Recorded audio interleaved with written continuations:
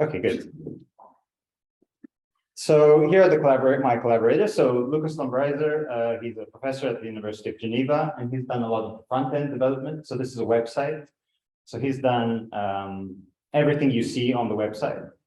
But at the back end, we have Goran, who's a good friend, and he's also a postdoctoral researcher at the University of Geneva, and he knew nothing about web development when he started earlier this year. And now we have an up and running website, which is pretty amazing. I'm also credited with doing some backend development, although I mostly just gave talks, created slides, and did some testing of the website to make sure it was running fine. I think maybe a bit of motivation, right, for the problem, and this is again echoing what Geraldine said earlier, is that we spend too much time applying for funding. So this Nature article said that scientists in Australia spend 5 centuries every year applying for funding, which is insane. And that's, as Geraldine said as well, not even counting all the admin work, the referees, the committees, etc. So that's insane. So 20,000 years, think about, oh, sorry, where am I getting 20,000 from? If we extrapolate to the whole world, we get 20,000 years, okay. And what have we done in 20,000 years? I can't even make a pot. So just to think, like if I was placed on Earth, it would take me another 10,000 years to make a pot. And then we get to, the moon. So in 20,000 years, we can do a lot. So this time is wasted.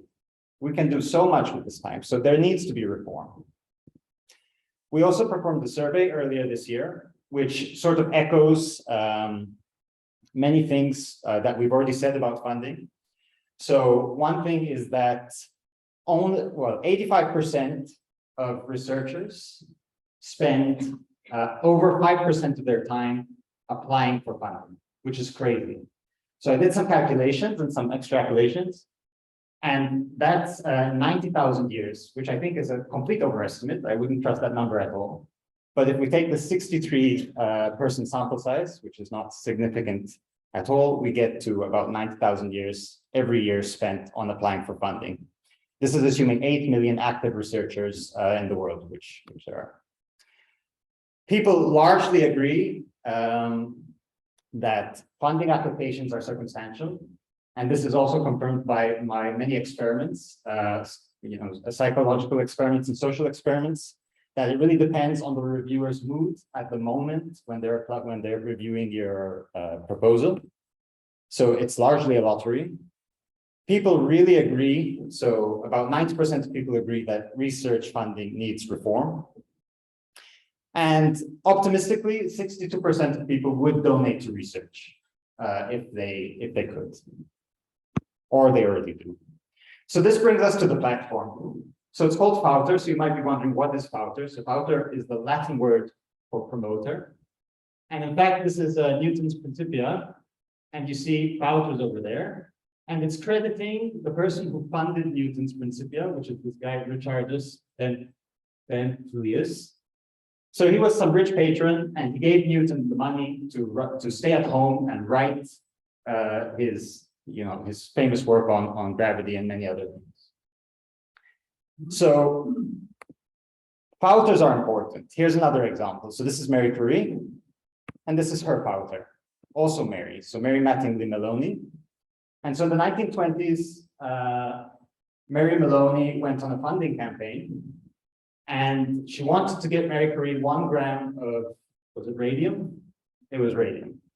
And 1 gram of radium back then was $100,000 US, which accounting for inflation is $1.5 million US today. And she managed.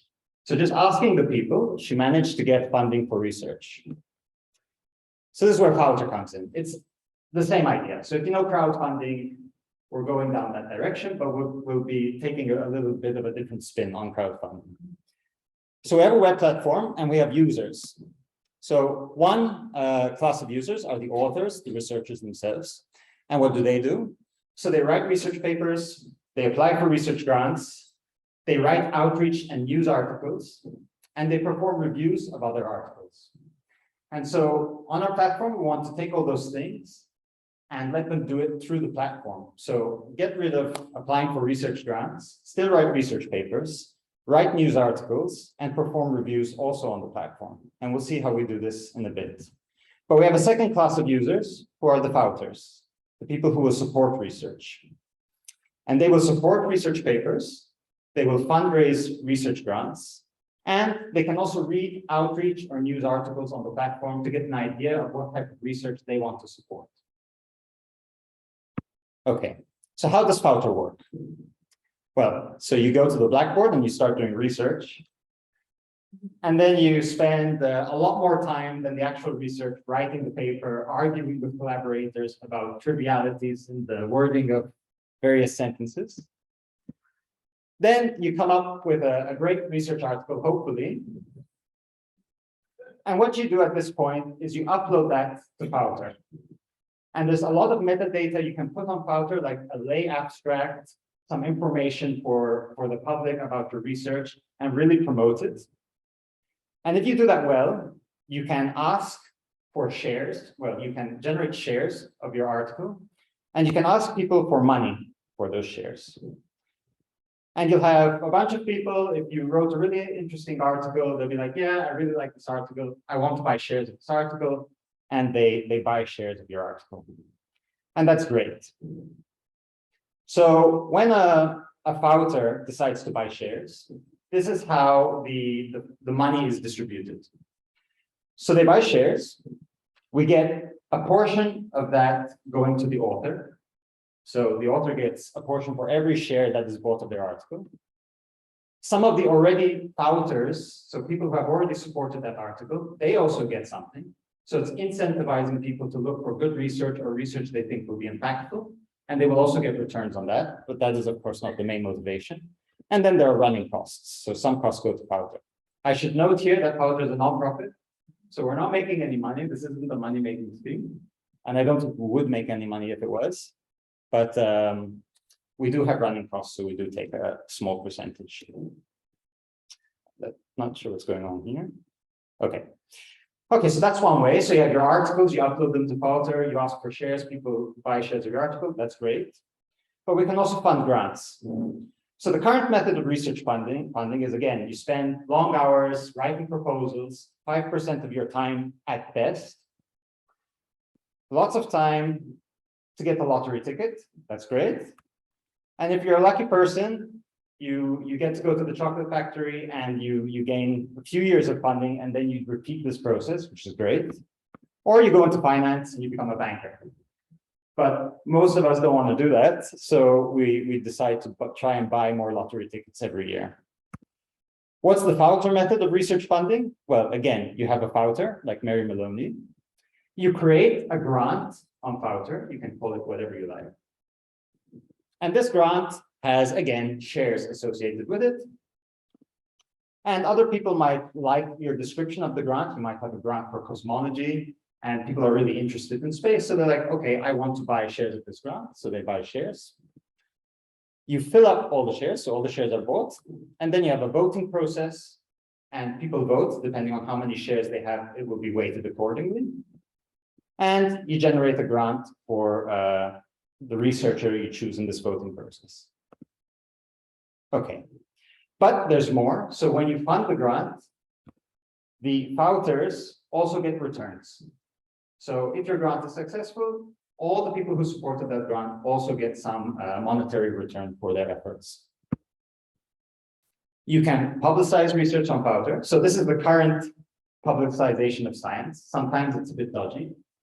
But on Fautor, you can actually have the researchers who write their own news articles, which is great because you want to promote your own research. You want the public to read it, understand it, be interested in it.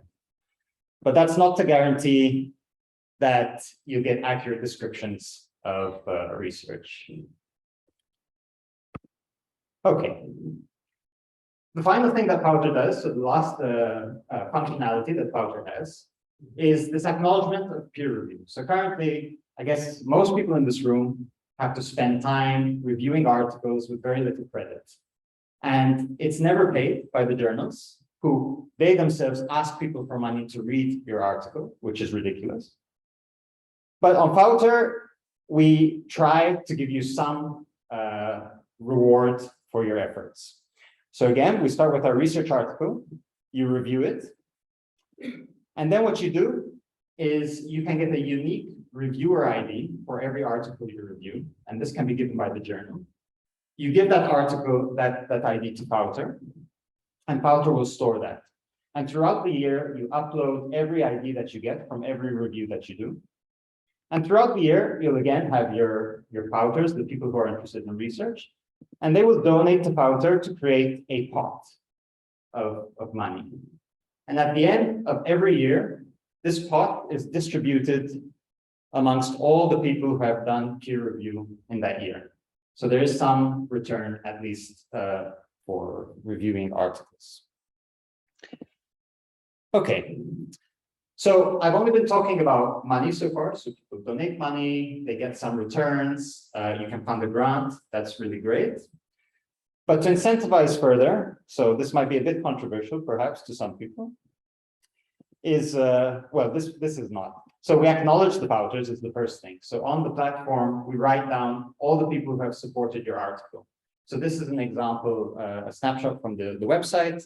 This is an article which has been uploaded. And we have one person who has supported that article. So Christian Wilhelm, and he's quoted as having supported this research on the platform. So there's recognition, it's the first thing. But we also have a point system, and this is the perhaps controversial part, where people can have there's a metric which shows people how much this person has distributed, has supported research, but also how much they have authored. So how does this work? So when a user buys shares of a grant undergoing funding, for example, so Mary buys a share, author impact points are given to Mary Curie. So I'm sorry, I said grant, but when she buys shares of a paper. So Mary Curie would be the author of this paper in this case, and she would get some impact points. But also all the people who have donated already to that paper also get impact points. So you can keep track of how much you are donating to research, what is your impact on research as a whole. So, I mean, Fautor offers a lot of things, and it's not meant to be a solution to anything. It's really just an idea at this point. And we haven't even gone live with the website, so we're starting beta testing very soon. But I think it has some great potential. So the first thing is it's efficient, it's fair, and it's transparent. And it's also diverse. So it's for everyone. Everyone is taking part in this, this research process. Fautors are recognized. So anyone who donates to research is recognized as a contributor to the research itself. And you get rid of time-consuming campaigns. Of course, people could spend their whole lives on the website and keeping track of their points and everything. But I think we'd all agree it wouldn't be 20,000 years every year.